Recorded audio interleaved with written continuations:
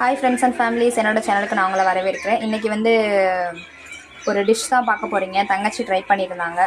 So அது வந்து என்னென்னு நான் லாஸ்ட்டாக சொல்கிறேன். அவங்க நீங்கள் கண்டுபிடிச்சிங்கன்னா எனக்கு கமெண்ட்ஸில் சொல்லுங்கள். ஃபஸ்ட்டு வந்து பொட்டேட்டோவை எடுத்து நல்லா அலசி அது நல்லா மசிகிற அளவுக்கு வேக வச்சு எடுத்துக்கணும். அப்புறம் வந்து தனியாக ஒரு மிக்ஸி சாரில் வந்து புதினா, கொத்தமல்லி, கொஞ்சோண்டு புளி ஆட் பண்ணிக்கிறணும். ப்ளஸ் வந்து ஒரு துண்டு இஞ்சி, பச்சை மிளகாய் ஆட் பண்ணி அதே நல்லா அரைச்சி தனியாக ஜூஸ் மாதிரி ரெடி பண்ணி எடுத்து வச்சுக்கிட்டு தேவையான அளவு உப்பு போட்டுக்கோங்க.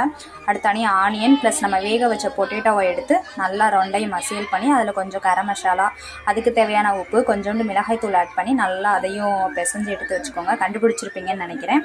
பானிபூரி தான் செஞ்சாங்க. ஆல்ரெடி அம்மா சந்தையில் வாங்கிட்டு வந்த அந்த பானிபூரி பேக்கெட் இருந்துச்சு. ஸோ அது வந்து வீட்டிலே ரெடி பண்ணலாம், பட் நாங்கள் இப்படி பண்ணிட்டோம். சரி ஓகேன்னு சொல்லிவிட்டு அதில் வச்சு சாப்பிட்டப்போ அவ்வளோ டேஸ்ட்டாக இருந்துச்சு. செஞ்சு வச்சுருந்தாங்க. நாங்கள் ஈவினிங் வந்து நானும் தம்பியும் சாப்பிட்டோம். இந்த மாதிரி வீட்டில் செஞ்சு சாப்பிட்றப்போ அவ்வளோ ஹாப்பியாக இருந்துச்சு. இதே மாதிரி எக்ஸ்பீரியன்ஸ் உங்களுக்கு இருக்கான்னு ஷேர் பண்ணுங்கள். Okay friends, thank you so much.